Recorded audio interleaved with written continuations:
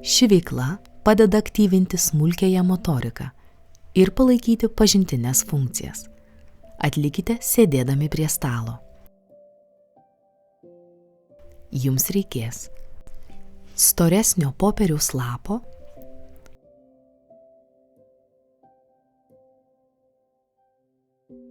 spalvotų skalbinių segtukų, tokios pačios spalvos kaip skalbinių segtukai, pieštukų arba flomasterių.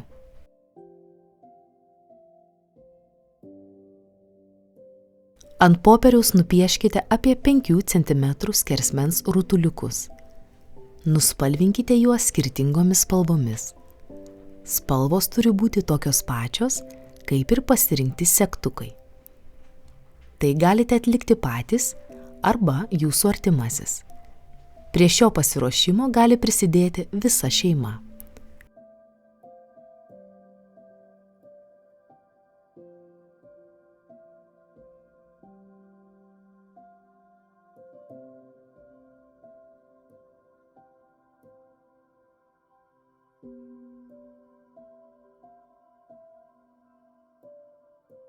Pakvieskite savo artimąjį paimti vieną segtuką ir prisegti jį prie atitinkamos spalvos rutuliuko.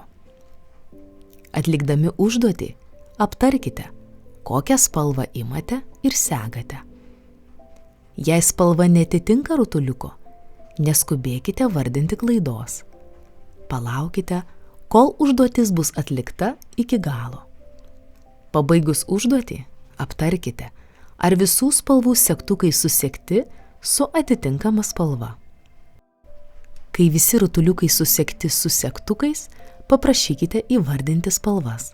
Jei yra netitinkančių derinių, įvardinkite aiškų daiktą, kuris yra ieškomos spalvos. Pavyzdžiui, šio segtuko spalva yra tokia pati kaip citrinos. Kokios spalvos yra citrina? Kai atsako teisingai, kartu perkelkite netinkamai susegtą segtuką prie tinkamos spalvos.